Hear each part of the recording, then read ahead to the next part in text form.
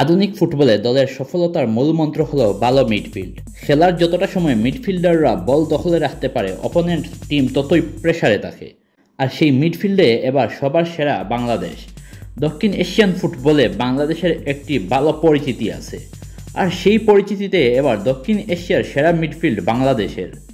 হামজা সামিতরা বাংলাদেশের ফুটবলে প্রাণ ফিরিয়ে দিয়েছেন। 2003 সালে সাফ জয়ের পর হতে বাংলাদেশের বলার মতো কোনো অর্জন নেই। এইবার হামজা সামিত, ফাহমিদুলরা বাংলাদেশের ফুটবলে আলো ছড়াতে পারবেন। হামজার অভিষেক হয়ে গেছে অনেক আগেই, আর তিনি দেখিয়ে দিয়েছেন তিনি কেন প্রিমিয়ার লিগ খেলেন। ডিফেন্সিভ মিডফিল্ডার হয়ে ভারতের অ্যাটাককে একাই রুখে দিয়েছিলেন ওই দিন।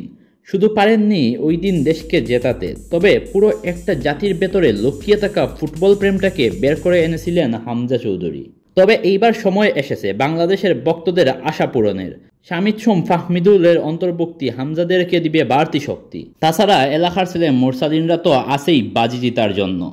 সিঙ্গাপুরের বিপক্ষে ডিফেন্সে তারিক তপুদের সাথে থাকবেন হামজা, আবার সামলাবেন মিডফিল্ডের দায়িত্বটাও। সেই সাথে শামিত থাকবেন অ্যাটাকিং মিডে, দলের অ্যাটাকেও থাকবে তার অবদান।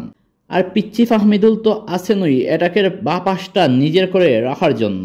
আর ডান পাশে তো আমাদের বড়সড় প্রতীক রাকিব তো আছেই।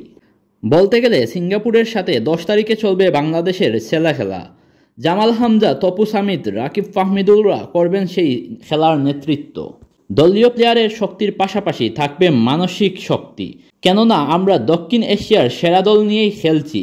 যদিও বিষয়টা বাজার মূল্যের, তারপরেও জয়ের বিকল্প নেই বাংলাদেশের।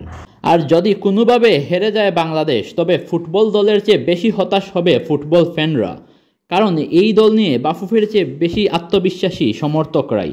তাই একজন ফুটবল ফ্যান হিসেবে চাই চমকে দাও বাংলাদেশ, বিজয়ের পতাকাটা উঠুক তোমাদের হাতেই।